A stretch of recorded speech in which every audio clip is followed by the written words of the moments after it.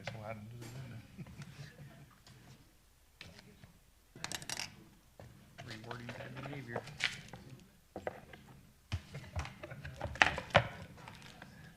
Okay, you're gonna give me a tip again. Oh.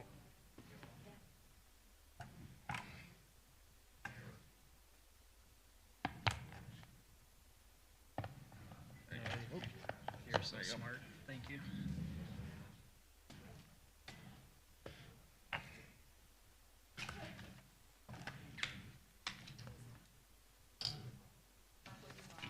All right, thank you.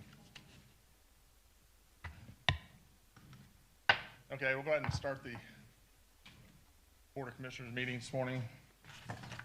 Bring to order Tuesday, July the 27th, 2021. I want to welcome everybody this morning. We've got Pat Kelly here today. Lost my thing here from the Church of Christ. He'll give prayer. Good morning, Pat. Good morning. Ready? Yeah. Let us pray. Our Father in heaven, we're thankful for another day. Help us not to take it for granted. We just pray that we might be useful servants for you, Father. We pray for all those who are in attendance today with an agenda on their minds. Father, we pray that we can work together for the best interests of our town and our county. Father, we just ask for your blessings of patience for all that is involved. And Father, we pray for our country continually, for our president, those that are involved in government, that they can continue to try to work together to resolve many problems that we have. But in the end, Father, we just pray that we will be your servant each and every day, exemplifying Christ in our life. In Jesus' name we pray. Amen. Amen. Amen. Thank you, Pat. Appreciate it.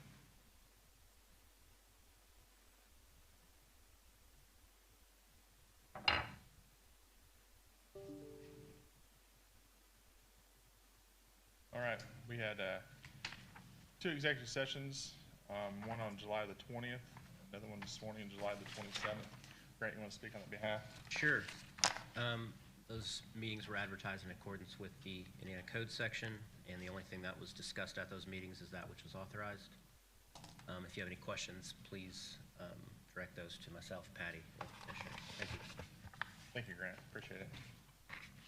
All right, gentlemen, minutes from the July 13th meeting. You guys see any corrections or anything on it? I did see a couple things on here. Award for quote for 2 new crew cab pickups. Down here on the motion, it says approved and awarded the bid of Bill Dobson for the 2 crew cabs. It says tow instead of 2. That's just a correction.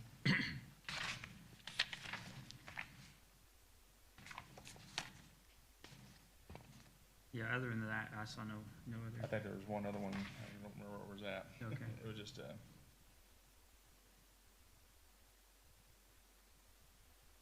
just gotta find it real quick.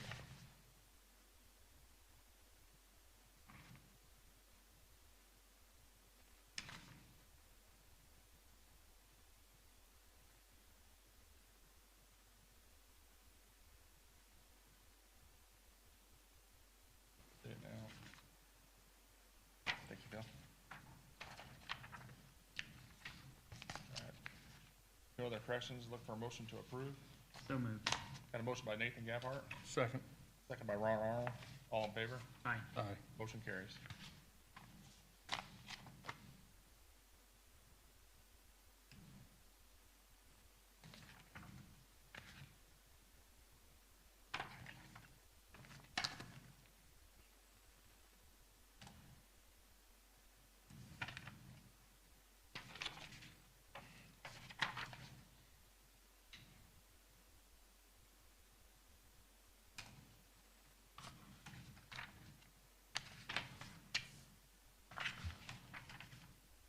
All right, Highway Department, Phil, morning.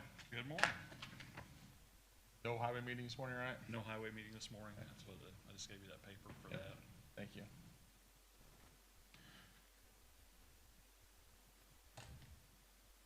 So project updates, we're in the process of chip and sealing the roads we've been discussing that have been upgraded this year. I believe we have 200 north is done. We're down on 500 south and 500 east near Glendale. I believe those are finished, both finished. Okay, yeah. So we're back, I said finished, phase one. Phase one of it, Yeah, yeah. we're doing the upside down chip seal on the gravels, and then the milling roads, we're doing a double chip, slightly different process and different amount of oil. Yeah. So we'll have to go back and do the second lift. 200 north from 900, 1200 all the way, Correct. 3 miles. Well, with the exception of the approach at 900. Right. That is in the project. Right. limits. Yeah, we Right. skipped over that. but- Okay. Yep. I believe everything else is done. One thing Chris and I have discussed a little bit, EMB emailed me last week, and there's going to be some millings come available off 57. They're currently asking $12 a ton for those. I thought that was a little expensive. But then the second problem that we have right now, we really don't have anything prepped near 57. All right. To 10,000 tons, which is quite a bit of millings. So, you know, it'd be 120 grand if we bought them or committed to buy them all. And then the next thing is we don't have any place really to store them. Yeah. So ideally, we would have taken them straight from 57 to the road we were gonna apply them to. And that saves that cost and that step of reloading and hauling them with our trucks. But, When's 57? I said they got signs up. Are they getting ready to start pretty soon? yeah. Yep. Also, I mean, US 50 will be coming available next year, so that's something to keep in the back of your minds is that would be more central to be able to go each direction with what 57 would be. Where the 57 construction, is it from Plainville to Washington, or Yes. how far is it? Is that what is that 10-mile stretch? I believe it goes to 58. I believe. 58. I believe so. Back into town. How much too expensive is that if we give them an offer? I mean, we've gotten them for free. I know we a have lot. them for free, and then And then- $5 a ton, all the way up to $10 a ton probably. Yeah, I think 8 is the most we've ever paid, I believe. 257 a few years back. But, I mean, you know, we're in the $14 range for stone. Yeah. You know, we like the millings. We think they work better for the upgrades than what the stone does. But Then you You know. getting a flat road. if we were completely ready to go and we could apply them straight to a road, $12 wouldn't be out of the question. But we're not. Right. So you're gonna handle have them twice. Yeah. Well, and almost 3 times because we're gonna have to have a machine out there stacking them as they're being hauled. You have to have a storage site, and then, I don't know.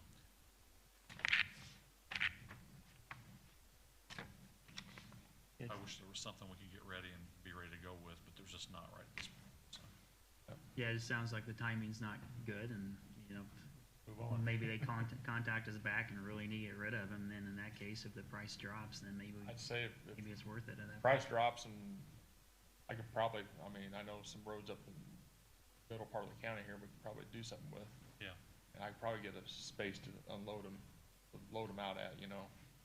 But, the price has gotta be right. Well, specifically, you know, if you look at the traffic and the strategic area, but like Cornetsville, Right, that's what I was thinking about, through there to get those roads connected there, back Yeah. over to 450, 475. yeah. I mean, that will be definitely, I would think, something that would show up on our new 5-year plan, so. Have to get Kemp's out there and just start putting tile right down the middle of 300. Well, the next thing too, our finances will be very tight Tight, this yeah. year, so to spend the extra 120, Like I said, this year I prefer to do more maintenance, get our maintenance back in order too, so. right? Yep. All right, sounds good.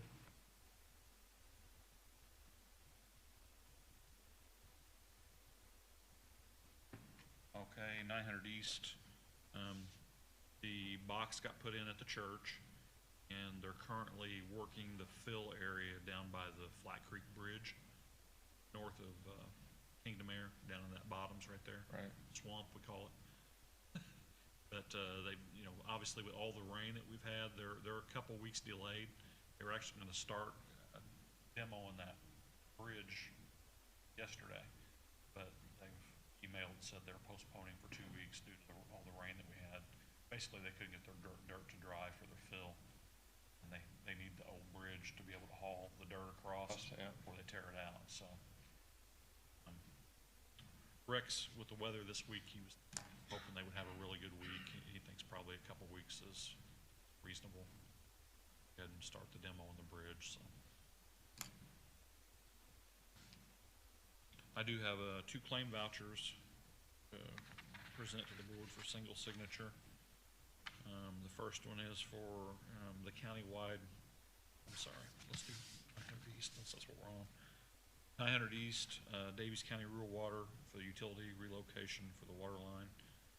Gross amount of this claim is $153,153.70. So $153,153.70, with $122,522.96 being reimbursable at 80%. I present that to the board for signature.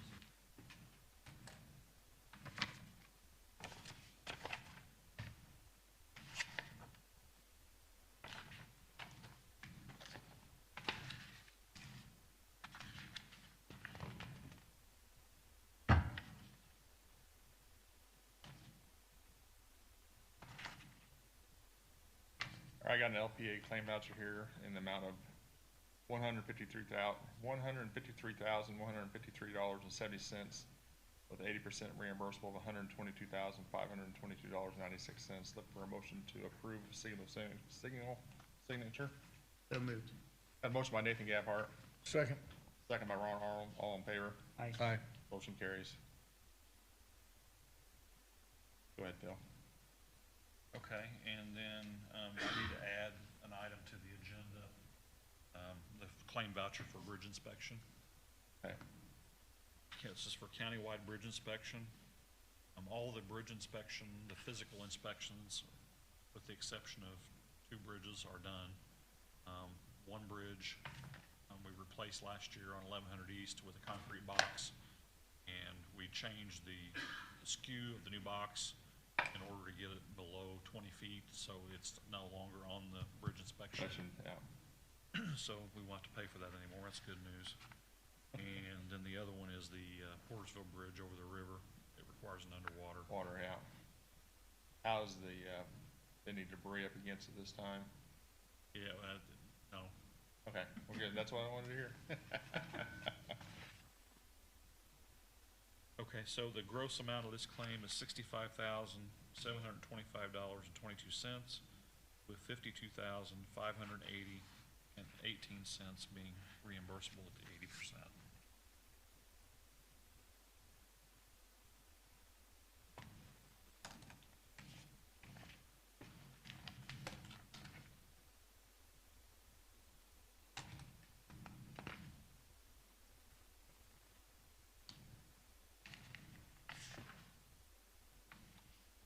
The good news, the bridges, there was no critical findings on any of the bridges.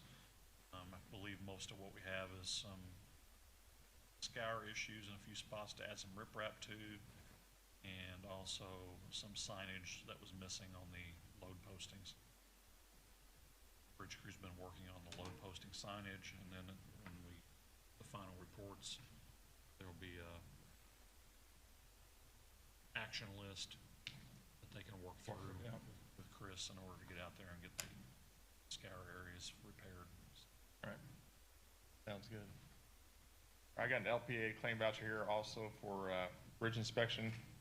The amount of $65,725.22, with the 80% reimbursable of $52,580.18. Look for a motion to approve signal signature.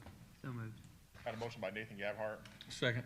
second by Ron Arnold. All in favor? Aye. Aye. Motion carries. Go ahead, Bill. Okay, Bridge 155, we had a preliminary field check yesterday. Actually have a set of preliminary plans. that we worked through some action items on. Block Mueller Group took those back to make some additions and corrections. We also have KMZ file that we've inserted in GIS that shows pretty much where the construction limits are going to be. Essentially, there's going to be some temporary right-of-way required, and then there's three parcels that we'll have to buy some right-of-way off of. Most of those northeast, and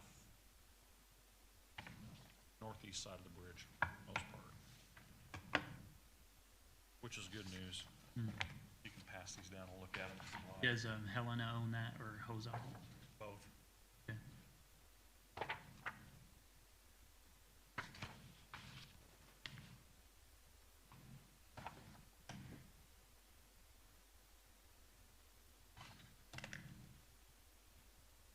Again, we'll want to apply for, I will have some updated budget numbers for you before I leave here at the end of the week as well, so. There was corrections they needed to do. I'll email you spreadsheets, so Okay. you'll have that information. I told the council last meeting that it was gonna be around $600K out of pocket. It looks like it's gonna be closer to like $725. You still looking at a 2022 construction season? Yes. Yeah, it's gonna be dependent. We we're kind of counting all of our cards Cards out. for that CCNG grant, so. Well, hopefully we get it, yeah. Yeah. I've set a reminder on calendar to make sure we work with Laura Philippi to get the application turned in and everything on that, so.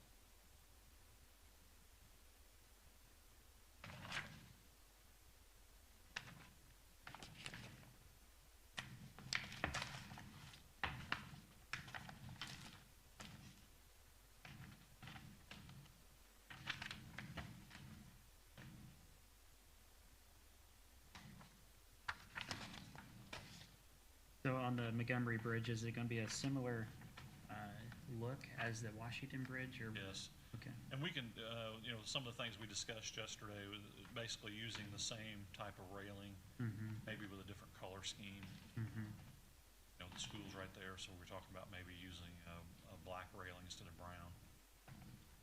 Obviously, the bridge is white, and any lettering that would go on the bridge, maybe do You just that have to with stain the it, red highlight. stain the bridge black and then have the railing in red, right? Oh, mercy. Colored concrete, do it all the time. Yeah. With the sidewalks and all that, it'll be a drastic improvement. Yeah. Our current structure, also the load limit will go away, so no problems. And whenever we get semis decide to go off route, they'll be able to cross it, right? I don't understand it. We had one yesterday. He didn't try to cross the bridge, but They got up there. he came across the tracks headed southbound to go to 50, okay, down at Helena. Right. Instead, he came across the at-grade crossing, turned right, came to the bridge, and then turned left and took. Instead of taking back out, instead of taking 650 back to the highway. I mean, all he had to do was go straight. Straight, yeah. And I don't know, the GPSs are GPS. routing. We've put the sign up, Tim Showalter put the sign up, Yeah. truck route straight down there by the stop sign. Stop sign, yeah. But, I don't know. We may need to Can't- do what Pike County does. If you see GPS the is wrong, Yeah, turn you see around. big signs, yeah, they're effective. Make you feel about that big when you start turning and see it. That's actually probably not a bad idea, because Yeah. if they, well, we've had them do it the opposite, try to turn and go past Helena, and then get to the top of the hill, and then want to go left, and that's when they run through the sidewalk, so. That usually doesn't work out well with law enforcement. I think the DOT, they like those guys. Yep.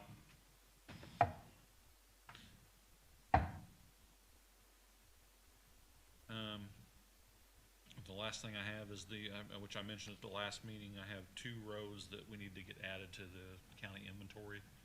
It's the state inventory, it's what we get paid for Right. from state. The first road is Schonberger Drive from 1400 east, west, 365 feet to the dead end. This was constructed with county supervision. Goes to the businesses there. How many feet is that, you said? 365 feet. I've got a drawing of both these I'll give to you here in a All right. second. And then the other one was a county road that got opened up, and property owners gave right of way and paid for the stone to go on this road east of Cannelberg. It's 100 north from 950 east, and it was currently shows it going 1,622 feet. And then with what we did, there's a second railroad crossing, and why it didn't originally go there, I'm not sure, because there's properties on the north side of the railroad there that have no access if the road's not there. So, but anyway, so it needs to be extended from the current dead end east an additional 707 feet to the CSX railroad crossing.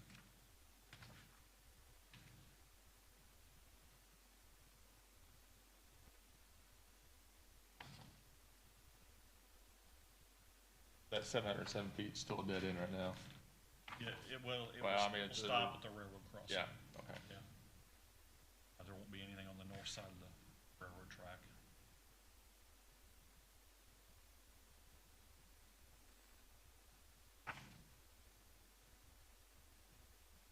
It's the one we looked at It a is. month or so ago.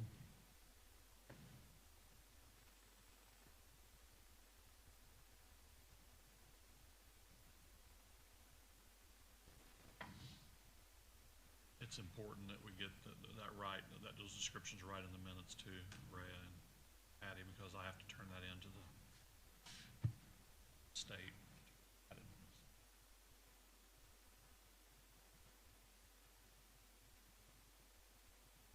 I'll tell you what, Phil, I'll let you, for this motion here, I'll let you read what you want it to stay.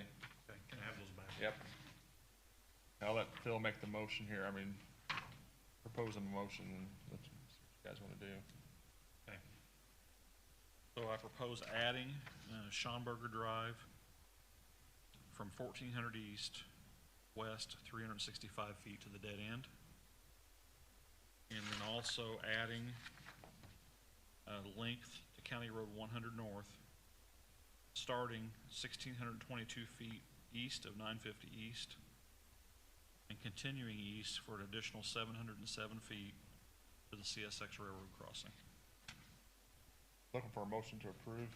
So moved. Got a motion by Nathan Gabhart, Second. second by Ron Arnold, all in favor. Aye. Aye. Motion carries. Thank you. Hey, Phil, you got anything else? Well, the only thing is, do I bring that up? We've sent that to the agent review.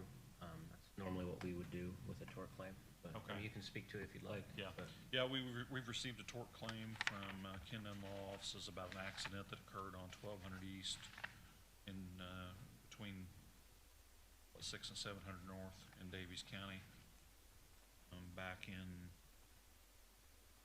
May 20th of this year.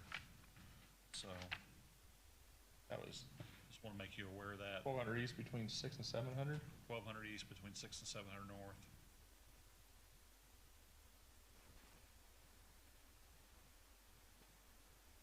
You know, we get, I don't know, What, does that court claim give me any description there? it does. Okay, but I'll- that's fine, I'll read it.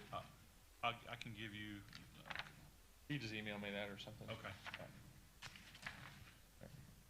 yeah, but I wanted to make the board aware of that. so. That's kind of surprising, it's on that section of road there, I figured it was gonna be south, so, Yeah. Yeah, yeah. You got anything else, Phil? I don't. I do have, it's not on the agenda this morning, but if you'd stay up here for a minute. We got Farbez Farms here, and they'd like to speak about road improvements. We got, Kent Peter and Jason Trisler. You guys want to come up and speak up here at the podium?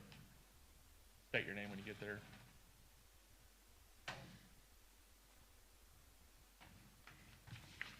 Good morning. My name is Kent Peter, and I'm an employee of Farbest Farms.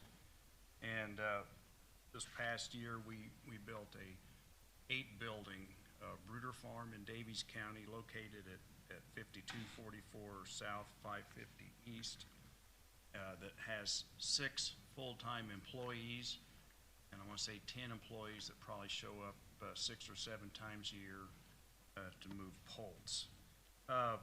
What we're asked, first off, I want to say I really appreciate the road improvements that they made on 550 South.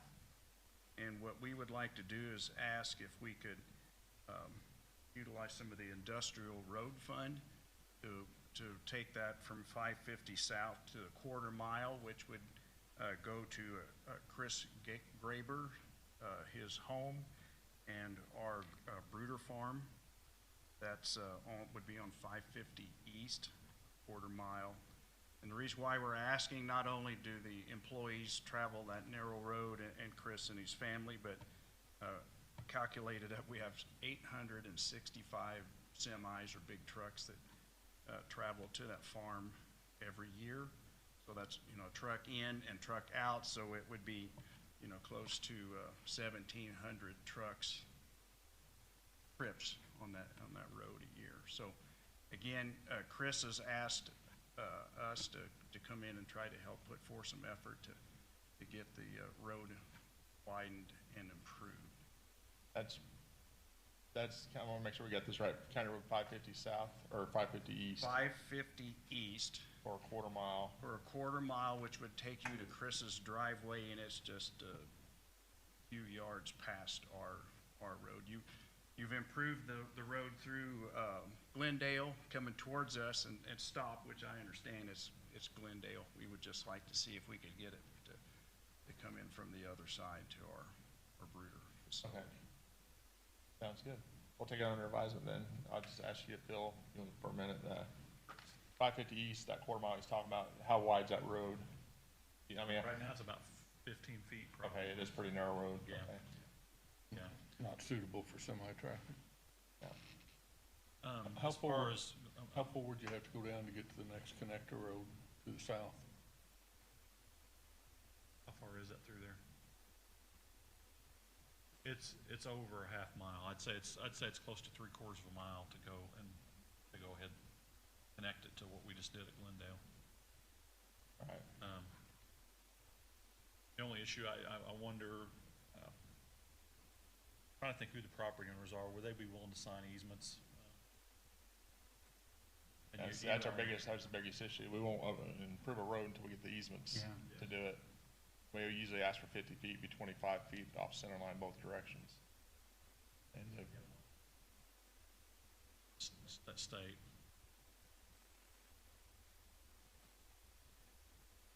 Yeah, perhaps if we start with getting the length of the road, obviously that a concern that we would have is obviously that it goes back to I forget the phrase, people build on gravel roads and then they overgrow and then they want us to improve the gravel roads. So I'm just, when I look at Barr and Van Buren, Bogard Township, and how many gravel roads up there that's gonna fall in this exact same category, maybe less truckloads. So we'll just have to make sure we look at the road, see what the cost is going to be, and then make sure that there's no other roads that meet that exact same criteria. And can we say yes to everybody? But let's just see what this road's gonna cost first, and then we'll look at the other do data. some more research on it. Yeah. Yeah. This wasn't on the agenda, so we don't have anything before us. And so in the future, if you could, just try to get on the agenda Thursday before the meeting. That way we've got more stuff in front of us so we can make better decisions for you guys. I appreciate it. We need to follow up with those. Yeah, I'll tell you what, if you, Bill's gonna be gone. Bill is actually retiring, so haven't made a decision yet, but we will just hear after a while. But reach out to the highway department, maybe talk to Chris Winkler, and maybe try to get on the next agenda in August. And then we'll talk about it again, see where we're at, and I'll give Chris enough time to get some research done on that road and what the traffic count is and everything else. Mhm. All right? Appreciate it. Thank you. Thank you, guys. All right. Let's stay right there a minute, Phil. We're not done with you yet. Okay. Bill is retiring, and I think this Thursday your last day? It is. Yep. Which that's, How many more hours is that? he's probably got it down to the minute. No, I'm not that technical. Yeah, so, Bill, I appreciate everything you've done. I mean, you've went above and beyond for this county the entire time you've been there, and I sure appreciate it. And I hate to lose you, but I understand. Bill started work for the county March 3rd, 1989, and his retirement date is July 31st, 2021. That's a long time to be at one place, and I'm gonna miss you. So I'll let you guys talk because I can't get anything else out, so. Well, just to make it quick, I know we shared some of our feelings last commissioners meeting. Obviously, you know, every 2 to 4 years you're dealing with new bosses, really. I mean, so the patience you have and just the way you're able to articulate a very complex matter as far as roads into a variety of different skill sets that commissioners bring, which typically is not roads. You do a great job. So you're extremely committed to Daviess County. I'm glad you're staying in Daviess County as a resident, but yeah, just extremely appreciative of everything you've done and just the patience you've had as we get new commissioners on board. So it definitely is noticed and very appreciated. Thank you. Yeah, as I've stated before, in my previous position, I was able to work with Phil on several major projects, and in a rural community, sometimes you run into a lot of people that keep asking why, and Phil's always been one to ask why not. And that type of vision to get things done that you normally wouldn't is going to be missed. But they'll come up here, I want to present something to you. Ron? Come on up here. This is just a small token of our appreciation. This means nothing, but I mean, I'm sure where I'm gonna have to stand here. you're right here in the middle. We'll put you in the middle. We're going to get the sheriff to come up and handcuff you. Can I have something to step up on? Appreciate it. Thank you, guys. Thank all of you. Picture here.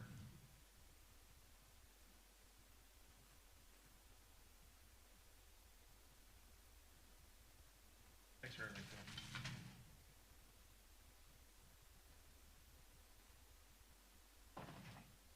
I think I've told you before, but this is not the end, you know, so if you guys need anything, you know where I'm at. Yep. I'm not I the got your kind phone number, I won't lose it. I'm not the kind of a person to abandon ship, so you know, this was not an easy decision.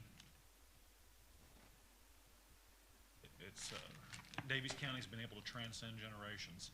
You know, I see a lot of other counties that struggle from this position, continually replacing. I don't even know some of the counties, how many highway supervisors and things they've been through. But it's in the amount of time that I've been here, it's crazy, right? But I will say this: every commissioner I've worked with been professional, and Daviess County is very fortunate to have the people that we have in this county that have been able to progress things forward. I see nothing but a bright future. I mean, I'm really tickled. I won't abandon ship, so Appreciate it, Phil. thank all of you guys. Thank you. Phil, you need those back. Yes, I do. Thank you. And I apologize, I left a part of this off the agenda this morning, but Bill did retire, so we did have a executive session, and we've had interviews and stuff, and so I just want to move forward with the future of Daviess County, and I think we're all in agreement, but we need to make a formal motion here. So look for a motion to hire Chris Winkler as Daviess County Supervisor. So moved. Motion by Nathan Gabhart, Second. second by Ron Arnold. All in favor? Aye. Motion carries. Chris, you just want to step up, just say hi and let everybody know who you are. That's gonna be your new position right there. This is probably the hardest part of it. Yeah, he loves the public stage, so we're gonna have all kinds of questions. I mean, No, I'm Chris Winkler. I've worked there for almost 10 years now under Bill, and I told him on the way here, I kind of feel like the guy that's getting ready to replace Bobby Knight, but hopefully I don't end up the way they did. Phil said he hadn't threw any chairs, but there's been a couple times it's probably been close. Yeah, wrenches maybe, and I know. Yeah, and I know Phil had stated that, you know, he had the privilege of working under Larry Macklin and is one of the best highway supervisors there was, and I feel like I've had the privilege of working under Phil as one of the best highway supervisors. And I just hope to continue moving forward with everything he started and you guys started and go in a positive way. All right, sounds good. Appreciate it, Chris. Thanks for everything. Welcome aboard. Welcome aboard, yeah. All right, moving on. Brian, come on up, give us an update for economic development, sir. Oh, man, he's got Over Daviess' last commissioners meeting. Christmas first. This is tough, Sir. gentlemen. Yeah. Thank you. Yeah. I do have PDF work. Okay. I just don't know, as I was thinking about it with my laptop, it don't connect. It requires a special, guys. I can check, yeah, it doesn't, requires an extra, yeah. But if you have a, can you show a PDF on this? Awesome. Do that.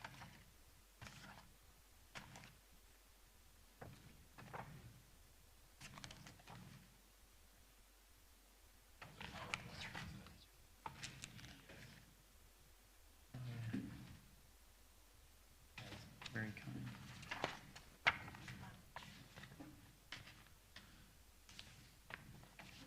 So good morning, gentlemen. Morning. Morning, Brian. How are you doing? Good. Good, thank you. Good. So while they are working on that, firing that up, we can go ahead and get started. You all do have copies of the PowerPoint there with your folders. So I guess let's just go ahead and kick it off, right? Hey, there we go. Okay. You guys are on it. There we go. Okay. So this is the Economic Development Corporation's annual update to the county commissioners according to our contract with you all.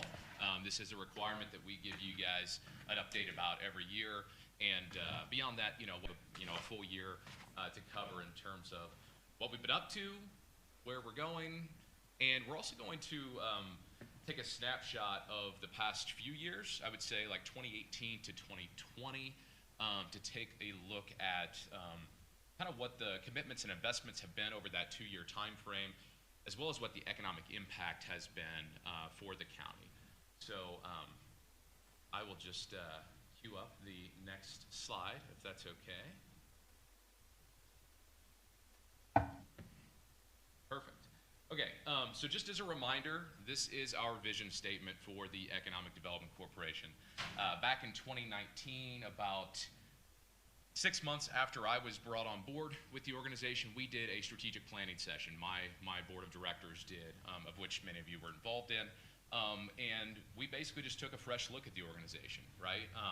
The world has changed a lot, certainly in the past year, but even from 2019 prior, the world is a very, very different place. So it's incumbent upon us as an economic development organization, as a nonprofit, as a public-private partnership to continue staying updated on what the trends are in the world of economic development, what's happening not only here in the region, in the state, but across the nation as it relates to that, and remaining relevant and competing at a high level. So our vision statement is that DCEDC will assist Daviess County in becoming the leading community for investment, talent, innovation, and quality of life in Southwest Indiana, right? So that's pretty bold. I think we are certainly heading in that way in a lot of ways, as Phil mentioned earlier, and I'm excited to be a part of that. But it is bold, and we certainly have some work to do. But that's what a vision statement's supposed to be, right? So if we could go to the next slide. This is our mission statement. So DCEDC will improve the standard of living in Daviess County by expanding and diversifying the economic base, promoting quality employment opportunities, and enhancing the overall quality of place. So those three things are our bread and butter, right? And then we expand that further in our strategic plan into about 6 different objectives that accomplish that mission. So next slide, please. So very quickly, we're going to cover just some highlights from July 2020 of this past year, July of this past year, excuse me, to current, right? So since I gave you the last update. So in the past year, under business attraction, which is the bread and butter of economic development, right? That's what many people think of when they think of economic development, that we're meeting with business prospects. We have sites and we have buildings that we're marketing to site selection consultants and businesses and trying to bring them into Daviess County, right? So that is priority number 1. And on the business attraction front, in the past year, we responded to 21 RFIs, and those are requests for information, and at least 5 non-RFI project leads in the community. So those non-RFI leads are folks that have reached out to me directly or the Economic Development Corporation directly and that have generated on their own without the IEDC's formal RFI process. So that is a much bigger number than last year. That is about 3 times of a bigger number than last year, which is very surprising given the fact that we were in the deepest throes of a worldwide pandemic at the time, right?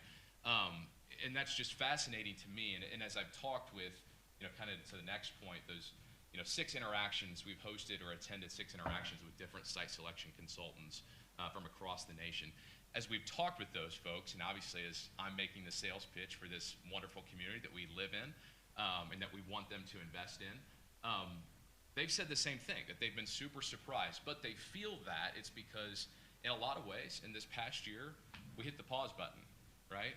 In a lot of ways, we hit the pause button, and those businesses have had an opportunity to take a step back, look at their priorities, investigate new markets, right? But from talking with those site selection consultants, there's been a lot of those searches, right? Those RFIs, but you haven't seen as many companies pulling the trigger yet on that final decision. So there's a lot of looking, right? But there seems to be some hesitation on actually moving forward with that project, given the uncertainty, at least at that time with the political situation, certainly the geopolitical situation with the pandemic, and what was happening there from a public health standpoint as well. So I'm hopeful that we'll start to see more of that pick up this year, and we are, but it's still taking a little longer than we'd like. So anyway, along with business attraction in March, we also partnered with Radius, Indiana, and we hosted a regional tour of the Spec building, which was fantastic. That was one of the first meetings that, as a region, we had come together with in person, right? So I'm on the executive committee for Radius. That was a big moment for them, and certainly for us here in Daviess County to highlight that amazing investment we have on the east side of Washington here, and the opportunities that it not only affords us, but also to the region as a whole. So, and then the last couple of things, from a marketing perspective, we partnered with the Office of Community and Rural Affairs, and we completed an investment prospectus for our opportunity zone.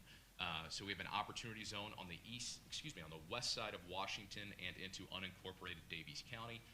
That is a federal incentive created under the Trump administration, where basically it allows folks that have incurred some sort of capital gains to defer that capital gains tax by investing it into these qualified opportunity zones.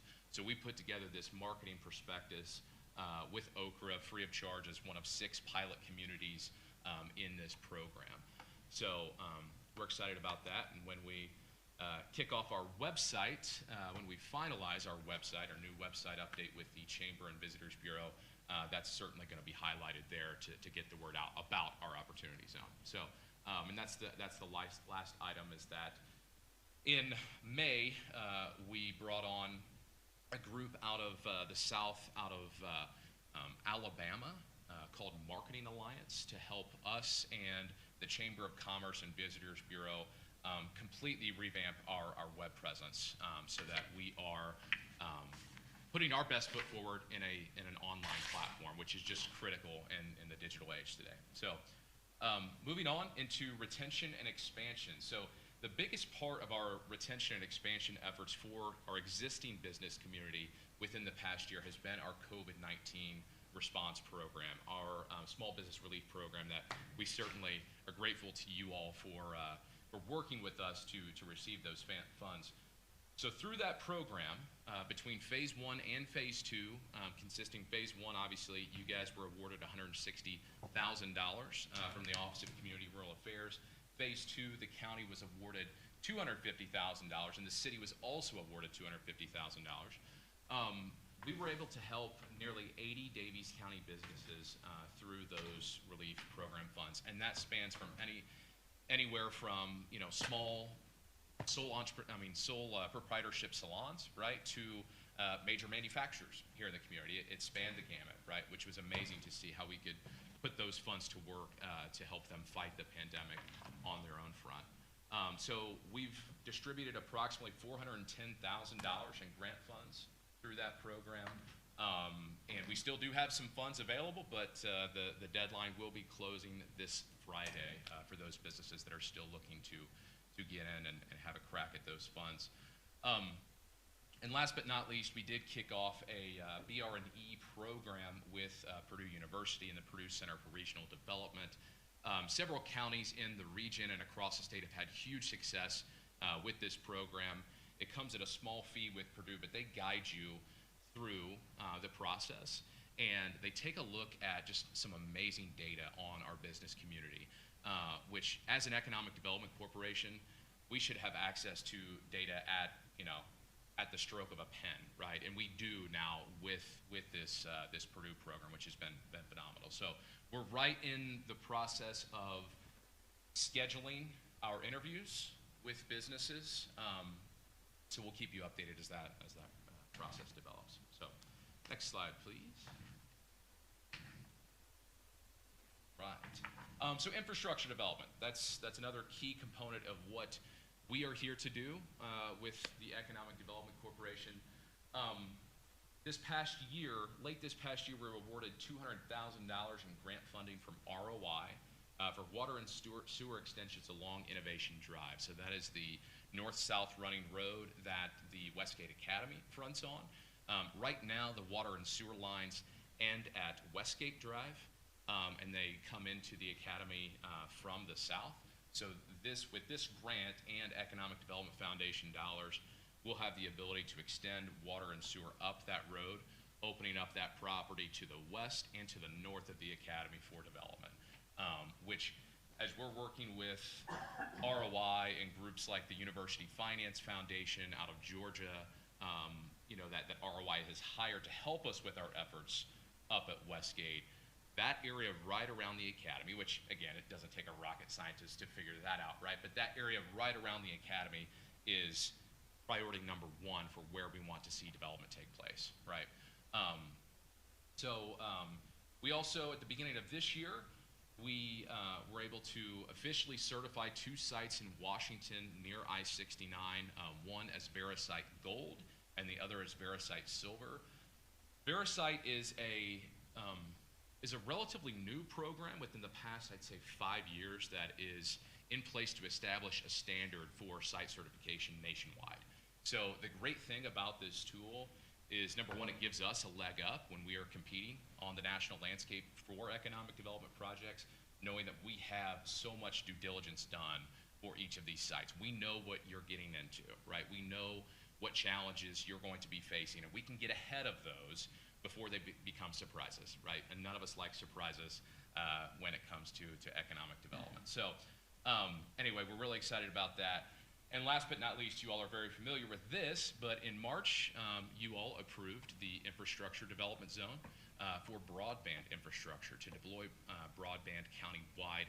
And obviously what that does is it gives a tax exemption to projects that meet the requirements that you all set forth, that we worked with you all on to basically bring us into the 21st century and help us compete on the digital landscape with ultimately trying to support countywide fiber deployment. So, workforce development. This is probably, I would say, the biggest topic right now, workforce development and workforce attraction when it comes to economic development here in the state, and nationwide, quite frankly.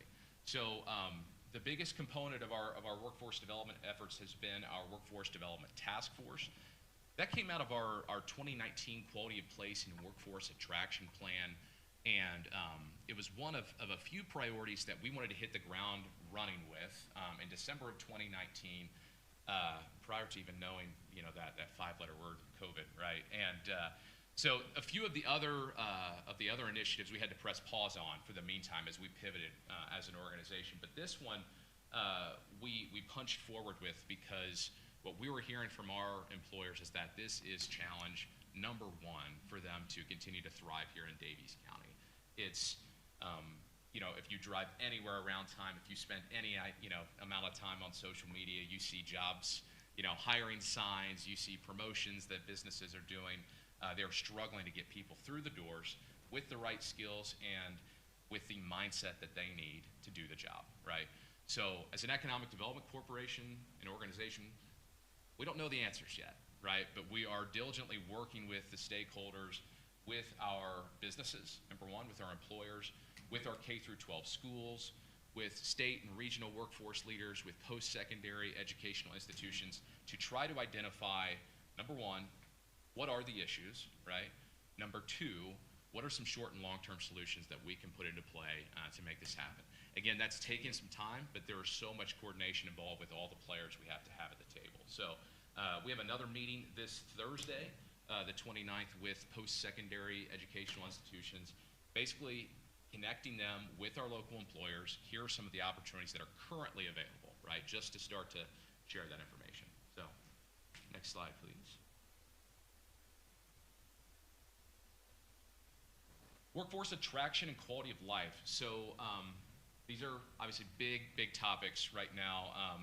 And a few of the projects we're working on, one, the Commons, you guys have heard about that several times. What you see on the slide there is a conceptual rendering, an updated rendering of what that project is going to look like. We did, in the past few months, acquire the Fields Laundromat property to the east along 4th Street in downtown Washington. So that will expand that project to a 3/4 block area in downtown Washington. And we're wrapping up schematic design as we speak. We've run into a few hurdles as we've gone through that process, but we're working to clear those right now. Housing. So we completed initial due diligence on several sites here in the county, basically just as we would do for an economic development project, right? Just as we would do for an industrial development. When myself, the mayor, others are meeting with housing developers, they're saying, okay, great, we're sold on the community. This sounds wonderful. There's a lot going on here. What sites do you have, right? And that's where we went back to the drawing board, worked with some local folks to put together just a few cut sheets on some properties that, number one, the property owner is willing to sell, right? And we know it's feasible from a utility standpoint and from a zoning standpoint, a land use standpoint, to make that happen. So we're in ongoing conversations with at least 5 different housing developers and or builders for projects around the county. So that's exciting, but again, it's taking some time. We'd love to get those started sooner rather than later, but it's just taking a little longer than we'd like. Then last, under workforce attraction and quality of life, I mentioned earlier TUF, the University Finance Foundation. They have been hired by ROI and Radius, Indiana, to come in and help us with implementing some of our the recommendations that were made in this past year with the Westgate Master Plan, right? And you'll be hearing from those guys here very soon, but we've been diligently working with them over the past year as well. And I said that was last, but I lied. Ready. That's a big program that is going on right now at the state level. It's on an incredibly quick timeline, and again, thank you all for hosting the special meeting here, this past month, to officially approve us moving forward with the Indiana Uplands to ultimately submit a regional development plan with ROI and Radius for our 11-county region. READY, for those of you that aren't aware or aren't familiar with the program, READY stands for the Regional Economic Acceleration and Development Initiative. And it's the state's newest iteration on regional cities, basically where they are taking a look at investing in projects and communities that are going to increase population, that are going to draw talent. So basically, those things are housing, it's downtown revitalization, it's amenities, it's entrepreneurship. And taking a look at it from that side, because Yes, that's a challenge here in Daviess County, but it's a challenge across the state, and Governor Holcomb has realized that with deploying this program. So, moving on. And last but certainly not least, innovation and entrepreneurship rounds out the 6 objectives for our organization. A couple programs we've been engaged with. One is with Radius in their Recast City program. And this program is, we're partnering with Daviess County, Orange County, Washington County, and Martin County that are participating in this program. And basically it's to support small-scale production and retail operations in downtowns. And the 2 communities in Daviess County that are participating are Odin and Washington. So we're excited to see that come through to fruition. It's following a similar process to our BRE program with Purdue, which dovetails nicely and is certainly efficient. And then the Indiana Uplands Mobile Makerspace. So a couple of years ago, SIDC and Radius partnered on a study called the Switch Study. Ron, I'm sure you were involved with that at the time. And one of the objectives to come out of that was that each of the communities involved in that study needs some sort of makerspace, right? Pike County has their technology center, which does have a makerspace. But given the fact that many of our communities are rural in nature, we don't all need one in each of our communities, right? That would just certainly, that would be a bit too much, right, for the area.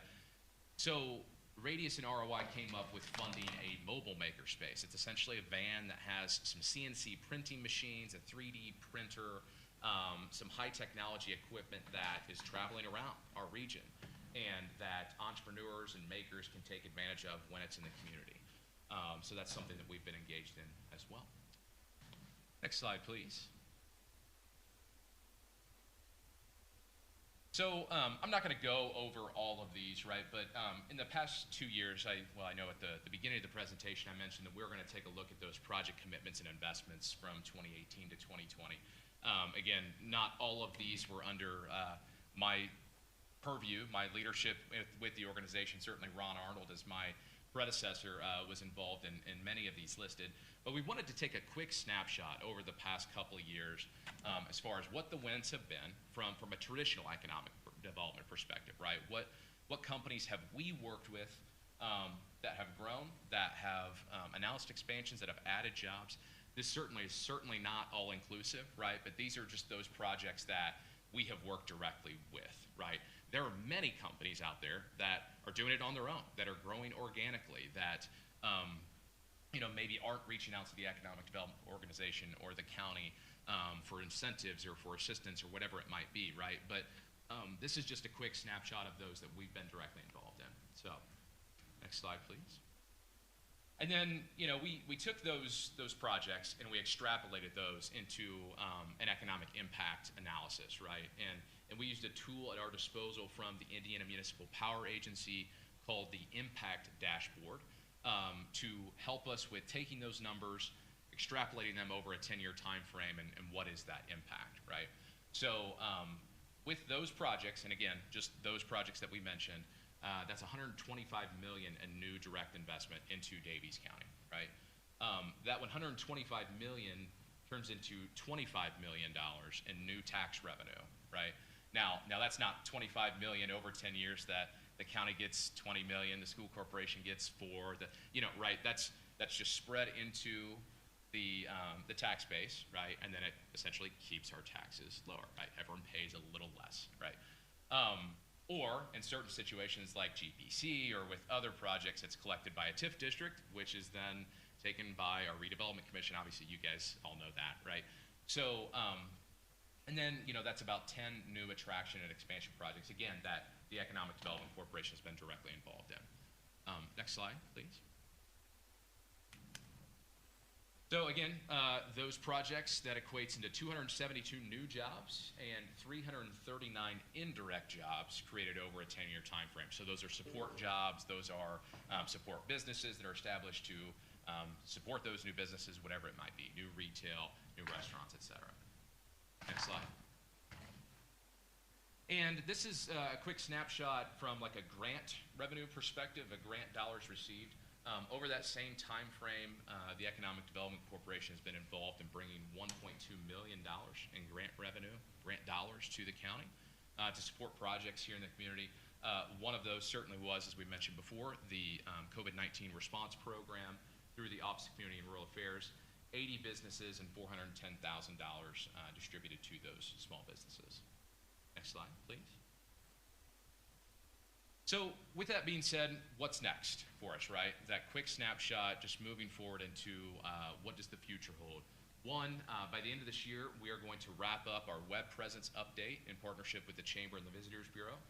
And we're also going to just continue to do what we need to do to market these investment opportunities here in Daviess County to site selection consultants, to target industries, primarily for the Spec building, our I-69 sites, and Westgate, right?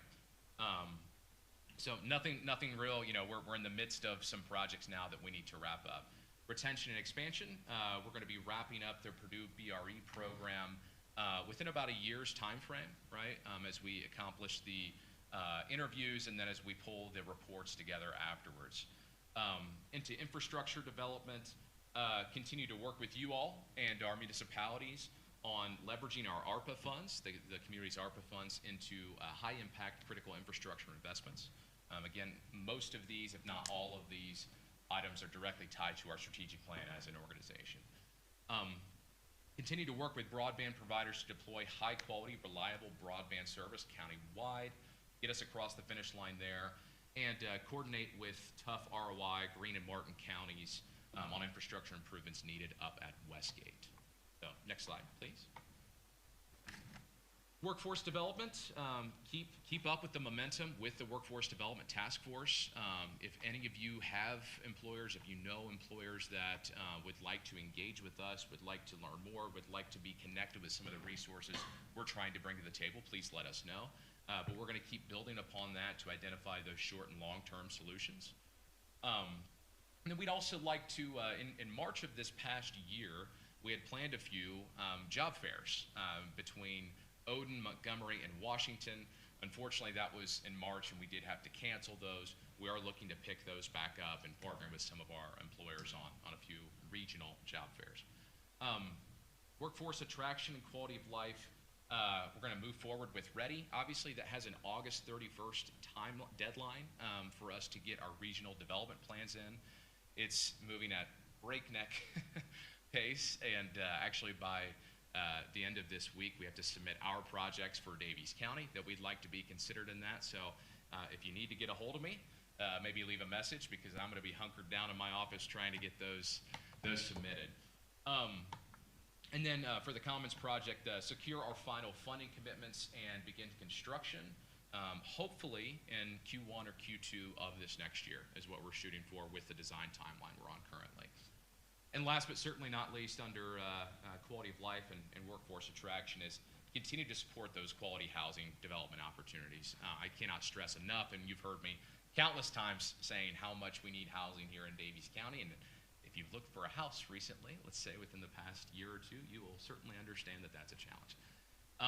And then innovation and entrepreneurship, really just complete those two programs, recast cities, and coordinate with our Radius and ROI to bring that mobile makerspace here into Daviess County at events that we have here, so that our entrepreneurs and our business owners are aware that that is available to the region. So, next slide, please. All right, I threw a lot at you. Any questions? Yeah, Thoughts, everything sounds comments? great. Everything sounds good. We've been incredibly busy Yeah. over the past year, and we're certainly not letting up at all. So, Great information, appreciate it. absolutely. You all, the county, and we certainly couldn't do it without you. So, thank you very much. Thanks, Great, Brian. thank you. Thanks. Appreciate it.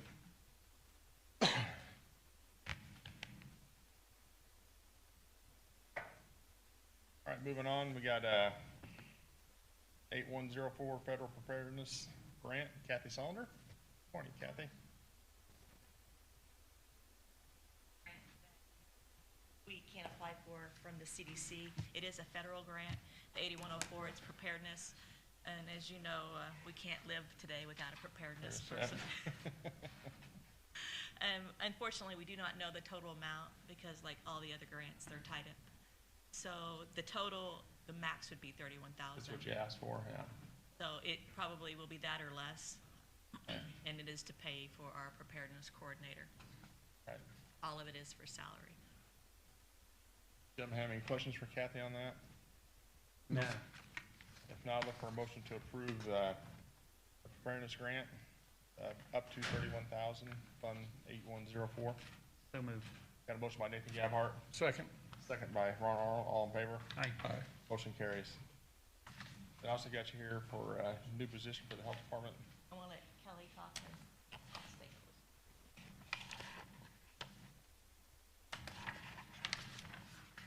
Morning. Morning, Kelly. Morning. Well, I am your preparedness coordinator for the health department here in Daviess County. And anticipation and/or preparedness, you can call it. 16 months ago, when we were faced with COVID originally, Dr. Holzapfel had requested that I pay close attention to all of the workload as it was going to evolve. We knew grants were going to evolve as the coronavirus did as well. And here we are several months later, about 16, and I presented to Dr. Holzapfel at his request, and I am here for him today, the workload, as so to speak. And with the additional grants, approximately 6, all of the COVID testing, all of the COVID vaccine, all of the other community-wide COVID-related, just say, responsibilities, from answering the phone to assisting the hospital to going to the jail to all the things that have changed our workload. We are here to ask for 2 part-time personnel. We have received grant funding to pay for these.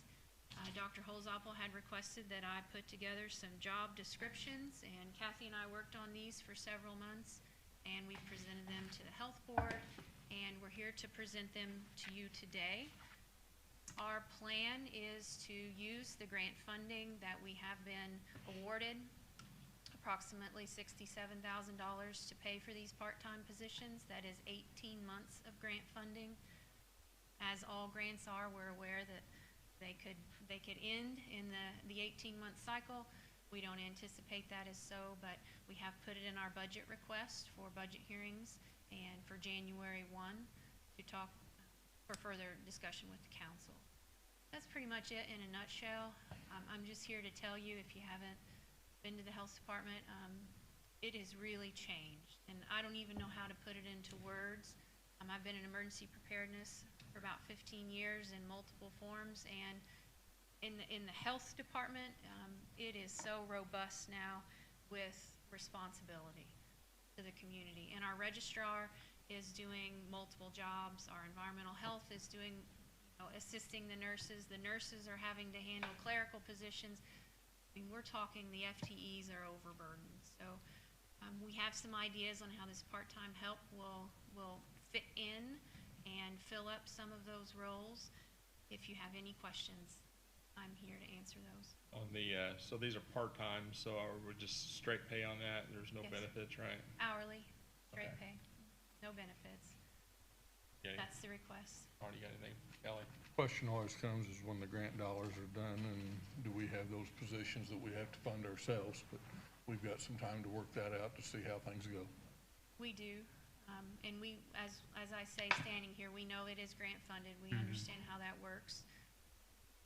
So my only question on the administrator position, it looks like this position is going to be doing the interviewing, hiring, and overseeing of some of the personnel. Dr. Holzapfel, not being full-time in the office, Yeah. was wanting a point. It's been Kathy, the nurse, as the Mhm. office manager for some time, but to assist him with that role, he would like to earmark or hire someone part-time to fill that role. Okay. I mean, I don't have anything against the overall principle of it, but just, in the private sector, try and find a part-time office manager with the skill sets to be an office manager. It's kind of the top of the pyramid, and to find a part-timer to do that, could be quite a challenge, but, Recognized. I said the same thing to Doc, and I tell you, we have had such a pool of wonderful people step up. with that background actually have said we would volunteer and help when we can, and they have. We're lucky in that regard, but it is quite a request, but the health officer, it is solely at his discretion in regards to those decisions. It's just the person to implement them for him. Okay. Any more questions for Kelly? Nope. Thank you. No. Thanks, Brian. Thank you. I guess we'll look for a motion to approve 2 new positions for the health department for administrative position and clerical position paid by grant funding and be a part-time position. So moved. Got a motion by Nathan Gabhart, Second. second by Ron Aron. All in favor? Aye. Motion carries. All right, thanks, gentlemen. Thanks, Kelly. Thanks, Kathy. Got any other questions? I don't think so. I think you've answered them. I don't need to sign any of these.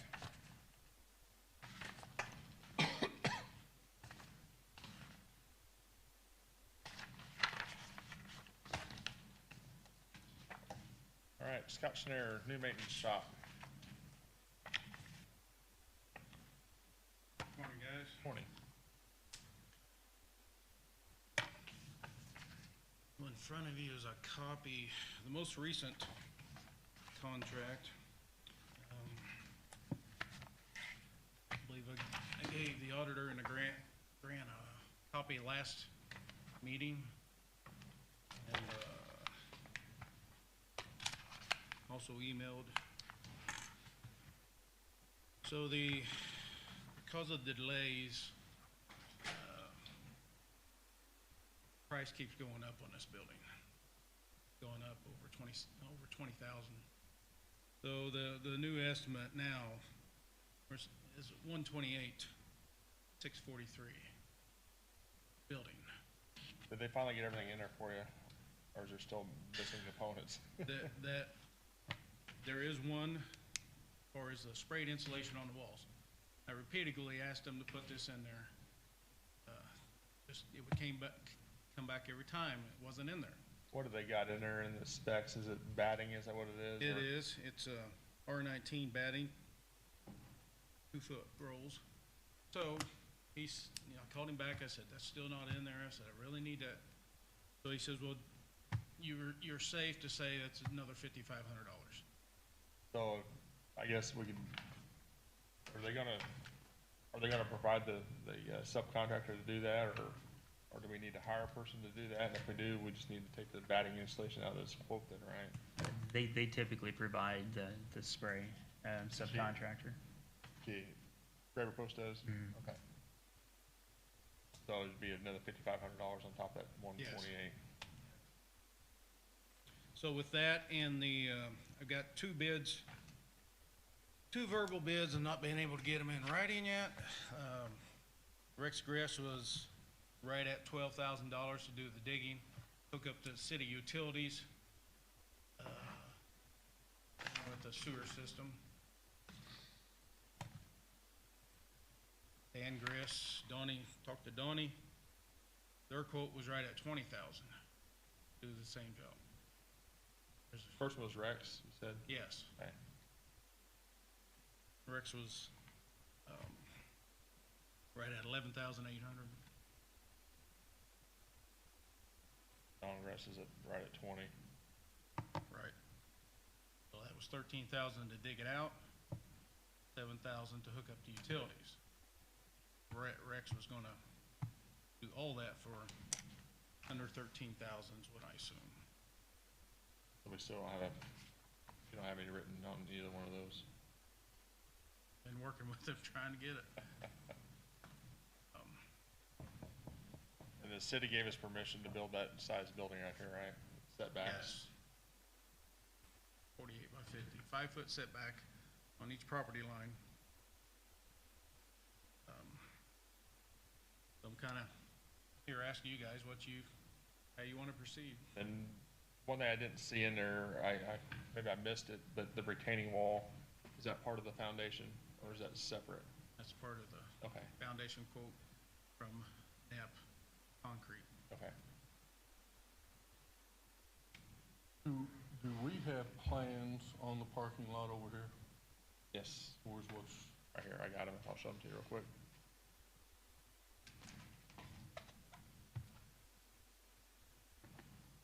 Oops. So, back to the building here, as far as the electrical and the plumbing, is that, do we have any of those numbers? No. Okay, So the electrical will be additional. The plumbing into the building is included. As far as the restroom, that would be something we do. yeah, I guess, you know, I mean, I guess I'm more interested in seeing the overall spec sheet of all of our numbers just on one nice, easy to decipher thing, because once I start adding these together and just going through our personal projects, you know, a little larger than this, but, you know, it's gonna be another 15,000 plus at least for the, you know, the electric, and another several thousand for the plumbing, and then we got the excavation. So I mean, we could be talking $180,000 plus by the time you're all in. So I guess I just wanted to see what, you know, what's the overall cost projection going to be of the building once we're done? Just what we've talked about will come up with $146,143. That didn't include the electrical hookup. The city would provide it to the meter. And We got a pole right here, right, though? I mean, we do have a electric pole right here that we're feeding, Yes. so we feed off this Yeah, it's same right pole. beside the building. Yeah, okay. 146 plus the electric.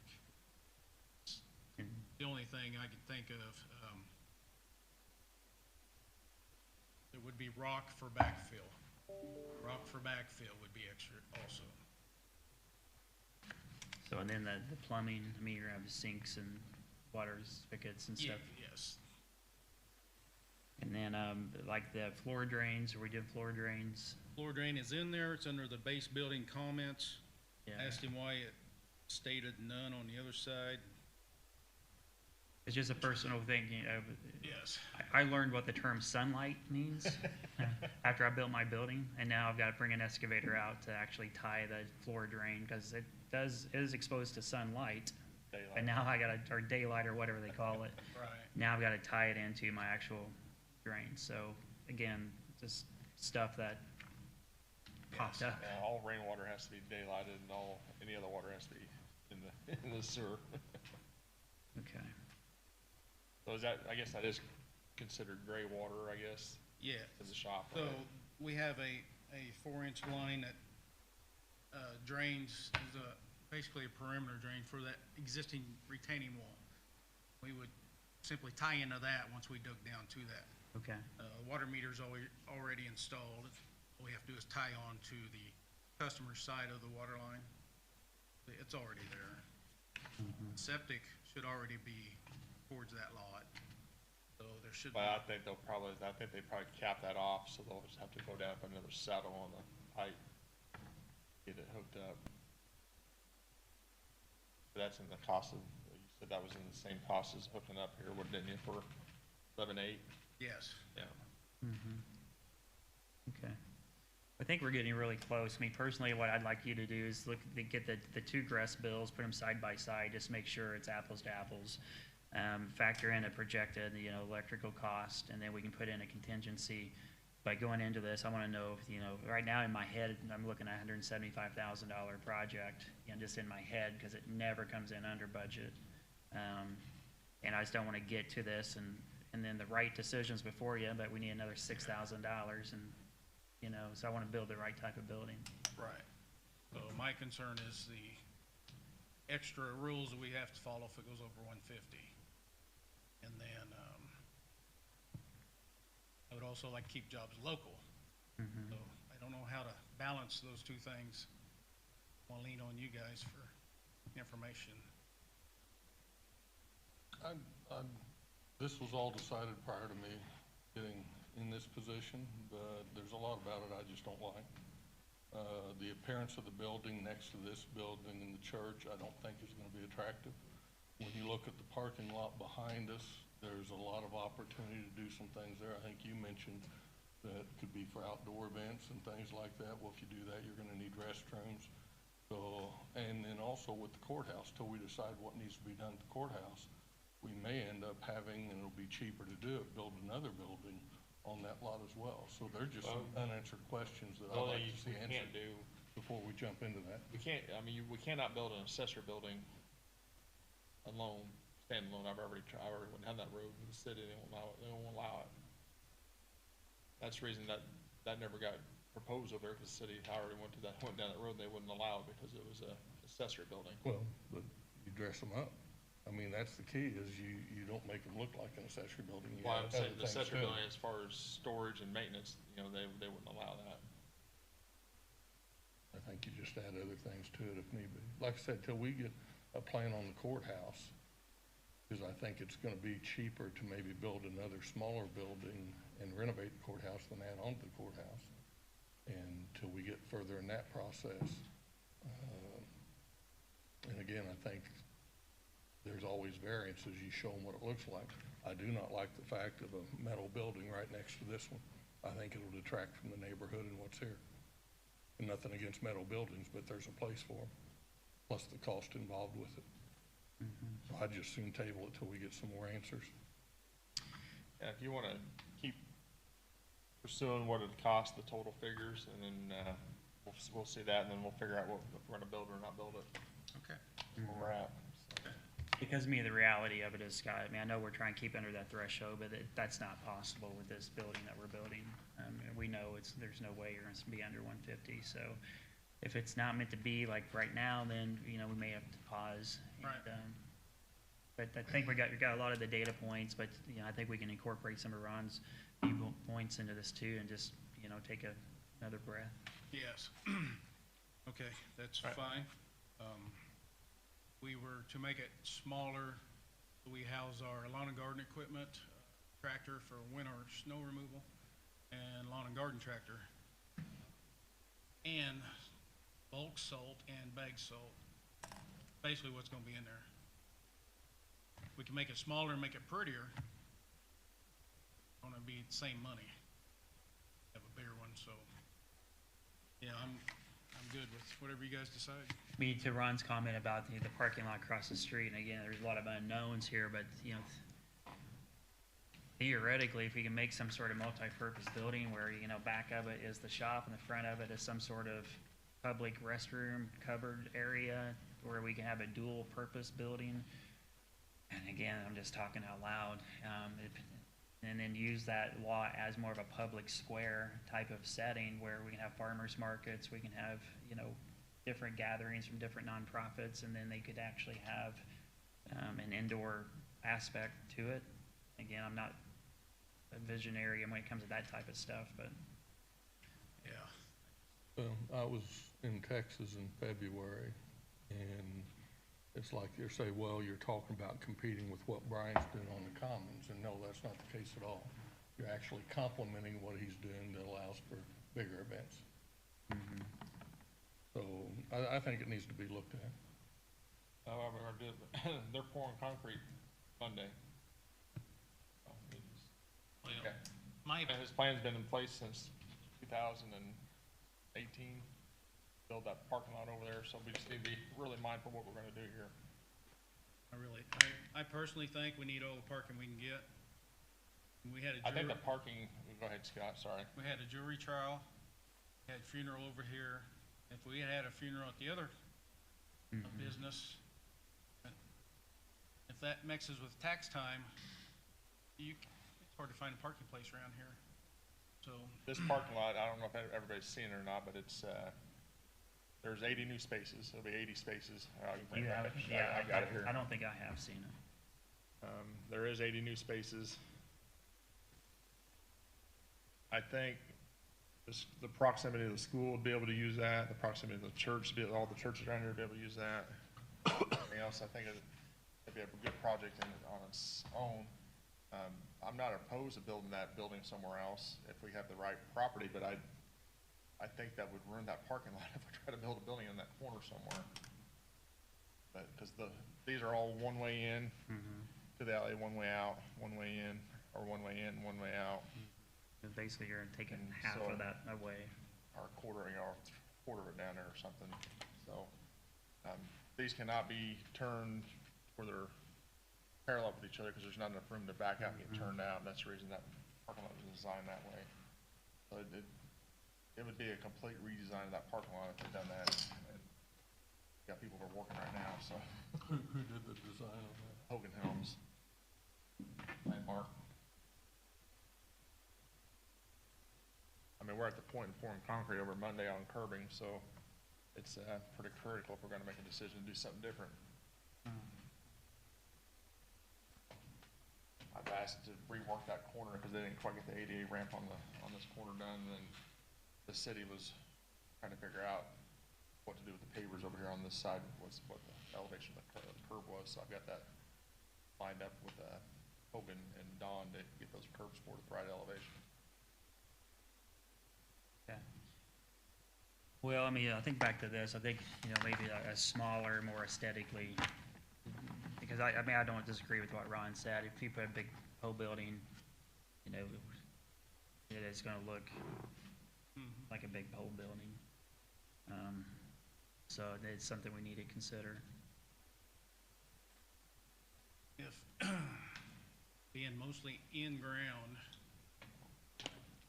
back of that building would be probably 5 to 6 foot in-ground On the back side. on the backside. We're not talking much sides. We want to put another facade on it. And you'd have the roof, filling with the roof. I mean, it could be brick to match anything else around here. Yeah, I it mean, could, yes, could be that. Still got stone left from this building. Well, I don't wanna go down that road. We're having issues, and that's another thing where the commissioners are gonna have to talk about what we do with Stoneply as a company, because we've got a lot of, cracking in that stone on the returns back to the building we're gonna have to deal with before winter gets here. Might be possible we could put a shingle-looking Yeah. steel roof like the Just church has. Church, and hopefully what we're gonna get on the. So maybe we can redesign this for a smaller, a shingle type metal roof, and then maybe the front has some sort of brick facade, and kind of like the Boyd building on the highway. I think Graver Post may have done that one for Mike Boyd. And just on the front, just to make it give a, right, I mean, Aesthetics go a long way. Are you guys Building's good gonna be with there a long something like time. the wall, the dry stack look there? Well, I think we need to just be mindful of everything around this, right? We don't wanna get something that sticks out like a sore thumb. To me, you should match as much as you can what's across the street there. More of a red brick. If you're not probably, gonna and then- match this building, try and match those. Yeah, maybe a red brick with some limestone accents on it or something, just, cause that matches about everything else around here. Okay. Then, well, I guess we'll price a steel roof like that, which is what we're getting, hopefully we're gonna try to get on the security center, right? So, that way everything looks similar around here. Oh, back to the drawing board, Scott. Sorry about that, but Yeah. something we gotta need to talk about it sometime, so this is the place to do it, I guess. So, I guess while I got you here, I'm gonna jump down the, wait, I guess you're next. I'm gonna jump past Gary for a second. You gave us the AT&T quote here, which is ridiculous. Yeah, so Is 46,000, I think, so let me find the number here again. in discussion with Michael, we had really wanted to take the overhead lines around the block and do away with the poles in the new parking lot. So we had AT&T design what we were thinking, and leave some high numbers. So it came back 46,000 to do what we were wanting. So now we can, I reached back out to Scott and asked him to try to get the guy that came down and gave us the quote. Donnie Gress, he's got to dig clear to the alleyway across 4th Street, and he had to get the sewer line hooked up. So we'd have an open trench from laying all the line in, other than directional boring it, see if we get the cost down. So Is there still public alley in through there? yes, it's still a public alley. Yeah. And he plans on vacating that? And if it is vacated, does that affect what AT&T can do? I don't know, there'd be probably a grandfather clause in there since they're already there, my guess.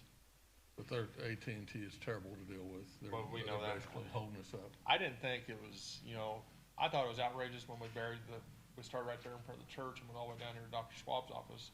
I think they directional board the entire thing, and it was probably a 50 or 100 pair cable. That was 24,000. This is nowhere near the project that they had to do over there, and for double the price. Yeah, so they were gonna have to set a pole over there, but, you know, they got $10,000 on engineering labor. Now, I don't see it, but that's what it came back as. You can reach back. I talked to that guy, he finally texted me last night, about 8:30. Been trying to get a hold of him all week, and he had added death in the family, so he's supposed to get with me today, tomorrow. If he happens to physically show up here, call me. I'd like to come down and speak to the gentleman myself and try to figure out a better route to get this down and get it at a reasonable cost. But because if we're going to do this, I'd like to do it right the first time, not come back 10 years down the road and directional boring or brand new concrete. So. Right. Just more informational than anything. Yeah. So I appreciate it, Scott. Well, I guess I'll look for a motion to table the AT&T contract and the maintenance building. So moved. Got a motion by Nathan Gabhart. Second by Ron Arnold. All in favor? Aye. Motion carries. Thank you, Scott. Okay, thanks. We helped you a little bit, but not a lot, so I apologize. All right, we got Sheriff here for our Ward Security Center bids. I guess you guys had a chance to Right. go through all those bids and get a. We looked through them, and we had our QAW glance through them, and also Buchanan Mechanical. And the best one to us and to everybody involved was the Brock Crumple bid. The Brock Crumple? Yeah. 620,015 even. And then there was a few Alternates. That we think would be beneficial. Come here a second. We don't want the number 2 because we already got that. Disinfectant system, we already have that in Okay. place. We want this one, right? Yes. Yeah. Voluntary 1, The purpose of the service platforms, those 2 units in question already sit about this high off of the roof. The new ones are actually gonna sit about 3 feet higher, so we'll need some kind of service access to perform maintenance on. You guys, the actual units higher, or are they sitting on? There's a curb adapter because the Okay. new units are 4 feet longer, Okay. so, and it has to be a custom curb adapter because it can't go both directions. One direction. So is that bid on that curb adapter then, what do we gotta do to the roof on the curb adapter? Just put it up underneath there? Nothing affects the roof, right? Nothing next to the roof. It will actually sit on The original curb. existing curb. Yeah, then you just have another leg out there to catch it on one side. Right. Okay. and then 3 compressor isolation valves. We Do did not want that. Didn't want that. Supply return smoke detectors, I think that's needed. The RTU modulating compressors and BAS controls, we definitely need that. Give me the price of your alternates there. 12,400 on voluntary alternate number 5. Alternate 5. Right. And voluntary alternate number 6 for 69,212. That the train. That would complete a new control system for the units. And I've been told by everybody I spoke to, you do try to, and controls we have because there is no guarantee. Fees on it, yeah. Work.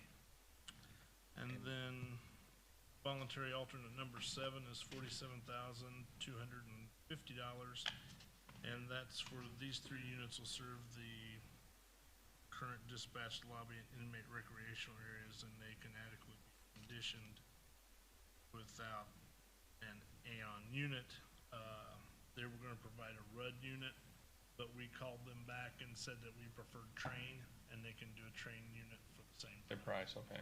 And that's actually a credit, so that would come off of the base rate.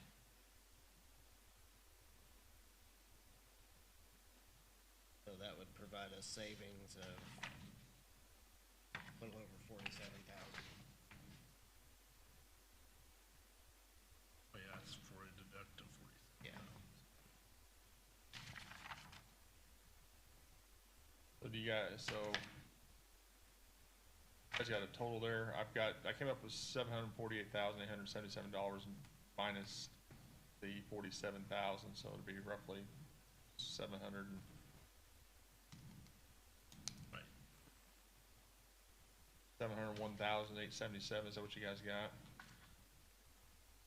There's the base.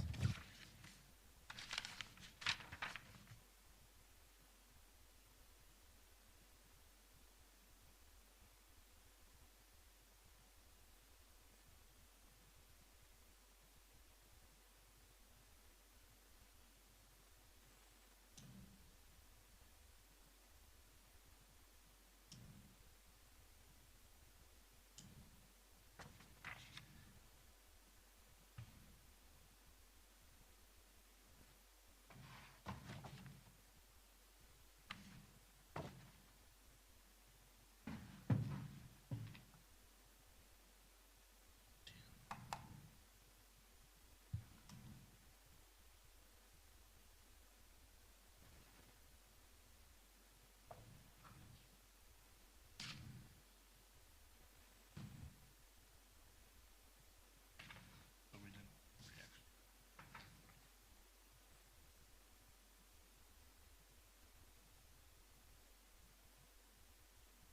I have What 600. about this one, No, nor that one? nor that one. Okay. I have $672,760. You guys got all your alternates in there, alternate 5, 6, 7. Is there another alternate I missed, or? 6. There's 5, 6, 7, and 1. Yeah, we did not want 3, we wanted 1 and 2, right? No, we did not want 2. 1, 5, 6, 7. 1, 5, 6, 7.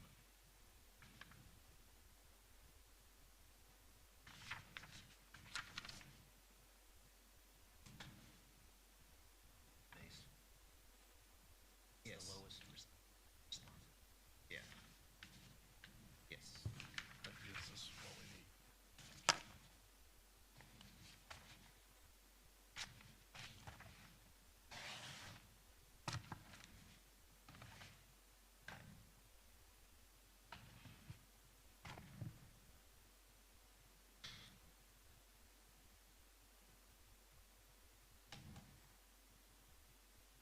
Said they gave you a $47,000 savings off the 6/20/15, right?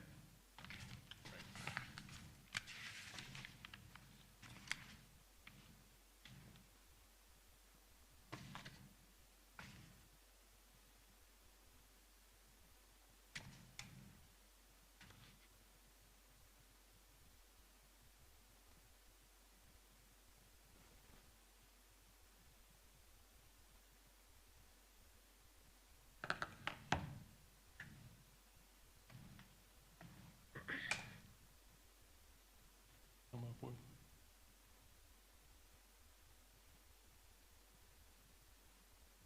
72, 760.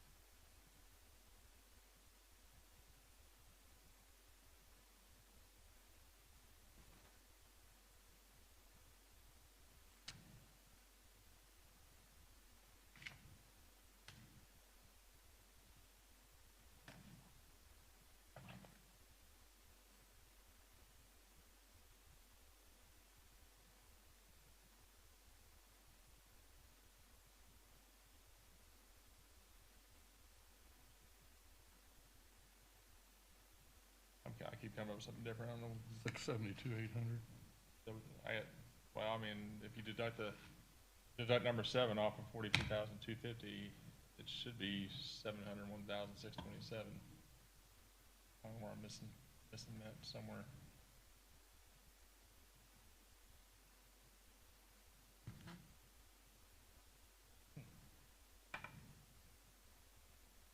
I just want to make sure we get this price right. Yeah. You got the original scope of project, $620,015. Right. And then you've got alternate 1, which would be $18,395. Right. Then alternate 6, Alternate 5 and 6, yeah. and then alternate 7, you would subtract. Alternate 7, you just deduct, you just don't add it, it's a deduction, it's 47,000, right? Right.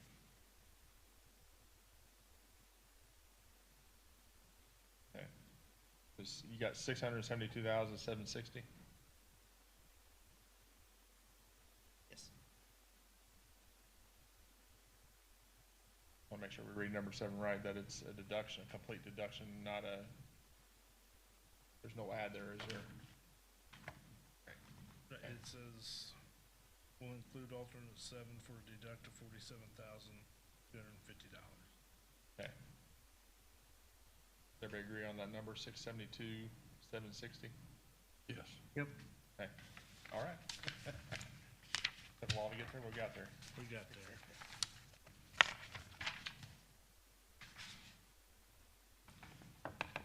You guys have any more questions for Gary on that? If not, look for a motion to approve the, would be DeBraw Couple, I guess, Couple, however you say it, at, $672,760. That's with the base bid and alternate 5, 6, 7, and 1. So moved. Got a motion by Nathan Gabhart, Second. second by Ron Arnold, all in favor? Aye. Aye. Motion carries. And we got, while you're there, Gary, I guess we got the commissary ledger, January 21, June of 2021. I have to present Yeah, by law. so just FYI. Yep. All right, appreciate it. Alrighty, All right, thanks. thank you. You guys have any questions on the commissary ledger? Look for a motion to approve. So moved. Got a motion by Nathan Gabhart, Second. second by Ron Arnold, all in favor? Aye. Motion carries. All right, AC bid out of the way.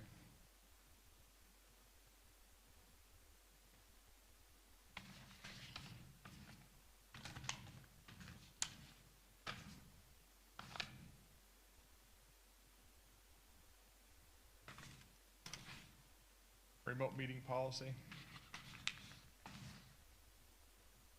Sure. So this policy was presented at last meeting. There was some discussion about how the public would participate in that. Section 3 in this resolution was changed to reflect that participating members of the governing body must be able to simultaneously communicate with each other, and the public would simultaneously attend and observe the meeting, but nothing about the public participating in that meeting. Right. Mm-hmm.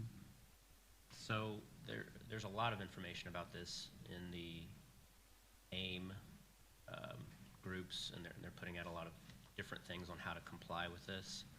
Essentially, a policy cannot be more stringent than what, so it has to be at least as stringent as the statute. Basically just saying it has to be at least as open as what they're reflecting there. Right, which we're allowing everybody to view it, so it should be fine. Correct. So what type of notice do you need from the commissioners? How many days do you need us to tell you ahead of time? to be able to have I really access? think that is probably just not something that we would need days' notice. Just a matter of if we have the equipment where we can, whether it's a conference call, a Zoom meeting. Okay. You know, we all know that things do come up, even emergency-wise. Maybe someone's sick that morning, but can still do, Right, call in or something. You know, our office will be glad to work with commissioners on that. okay. Right. No, that's good. Like last night I was in Cincinnati moving my daughter and things didn't go as planned and like 6:30, I'm like, shit, I gotta get home. Oh. So I got home late last night, but man, been great to text and say, hey, can I just zoom in? But, and obviously that, I wouldn't have known that until, yesterday afternoon, so that would have been enough time.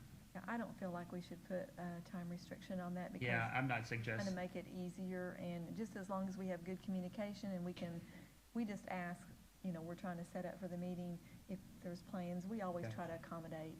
Yeah. no, that's great. I just think that whoever's president at the time, just reach out to the president and the auditor and let them know what's going on. I think it should be fine. No, it's cool. I mean, like at work, it's easy. We just send out a Teams link instantaneous, but here I know we go through different programs. I know it's more entailed than what I think it is, so I just wanted to make sure we give you as much time as you needed, so that sounds Thank you. great. All right. Got any more questions on that, Ron? No. All right. I'll look for a motion to approve the electronic attendance policy for the public meetings. So moved. Be resolution 2021 with a future number. Got a motion by Nathan Gabhart, Second. second by Ron Arnold. All in favor? Aye. Right. Motion carries.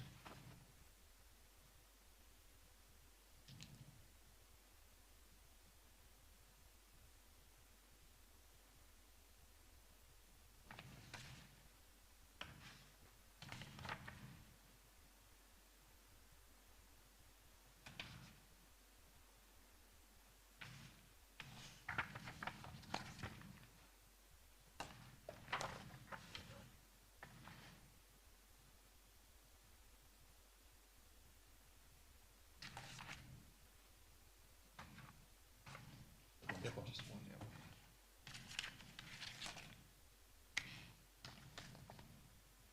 All right, we got capital project comprehensive plan update. I didn't have any information on that. Basically, that's the request that I sent out through email, working with Baker Tilly, trying to establish those long-term visions of Okay, that's what it projects. was, And, okay. yeah, we're working on that list. He's in the middle of doing that comprehensive plan update. So between commissioners and council members, I am needing that information. Get a list of those Quickly. projects, okay. Yes. All right. So I guess if you guys have any projects you want to look at for the future, just let Patty know, email Patty. I know SIDC reached out and I gave him a few feedback on the SIDC application, but you do the same thing to Baker Tilly then. All right, I guess that'd be an FYI. You guys want to reach out to Patty on some of those lists. Then we got the Ambulance Advisory Board. Yeah, just, And you reached out on that, Nathan, so. yeah, just real quick on this one. Attached was our 2017 update to the 2005 policy. So we had the ambulance advisory board meetings for about every quarter for a number of years, and then once we started to evaluate bringing on a new provider, there was really no need to have it while we were getting the new one stood up. So now we're 2 years post go live. I think we're ready to go back to the ambulance advisory board and reevaluate policy and who serves on it, and then get it activated, so to speak. So I would be willing to kind of take the lead on this to involve the appropriate personnel and then report back to the commissioners with any suggestion changes if there are any, or best case, just simply go and start having them again, and we'll just have the meeting layout's really the main thing that needs to be tweaked. That and I think some folks have provided some comments already where we need to have a board meeting of just the board members and then open it up to the public. Yeah. Whereas it kind of morphed into, you guys were there, kind of morphed into a room full of 20, 30 people, and we're all voting on stuff, and we're, I feel like commissioners aren't even on the board as we're ex officio, I think. So to just get a little bit more structured, and then to look at this and just to determine who all is on the board now, because we had the hospital as our supervising hospital, and then we had the provider as the provider. Well, now that those two are the same, yeah. who's watching who. so to speak, but, so anyway, what they give you maybe 30 days, and then, So we need to appoint 9 members, is that what we gotta do, it looks like? yeah, and these 9 are yeah, and these, and like these folks that we have on here, based off the policy, I mean, that's who's currently is on there, but that's another thing we'll need to look at is who, it says it shall consist of 9 members, and that we may appoint the members as follows. Okay. So there's a shall and a may. So, That always complicates everything. which, yeah, so anyway, we just need to take a new look at it, so. You look at it, yeah, if you wanna take the lead on that and check into that, I had Okay. no trouble doing that at all. All right, yeah, my goal would be try to get it done within 30 days, so, and I'll email you guys, I'll keep you guys looped in on emails. All right, sounds good. All right, Certainly need to get them back functional. Yep. That's what's, 100%, that's yeah, what's going on. so. Yep. yeah. 100% in favor of that. All right. Comes down to the end of the agenda. You guys have anything else for better good of everybody? Ronnie, got anything? The ARPA funds, did we not get an official request from the town of Montgomery? We did. Patty, it got sent on to Patty, Okay. Patty's office, right? We did get that, didn't we? Will that be an agenda item for next meeting? It can be. Do we have to approve it? The ARPA money, yes. Well, I mean, we sent it on to your guys' board, or to your meeting, so I never knew what happened after the meeting, but I guess you guys approved something. Council had approved it at their meeting, and I then was it, gonna say, there was a recommendation from the committee, the council approved it, and we Okay. need to approve it here, so. Okay, yeah. Put it so on the put it agenda for next then. meeting, if you All right, would. thanks, Patty. All right. Scott, Gary, anything? If not, I look for a motion to adjourn and to pay payroll and claims. So moved. Had a motion by Nathan Gabhart, Second. second by Ron Arnold, all in favor? Aye. Motion carries. Thanks, everyone. We have to give Niehoff a time frame. What's that now?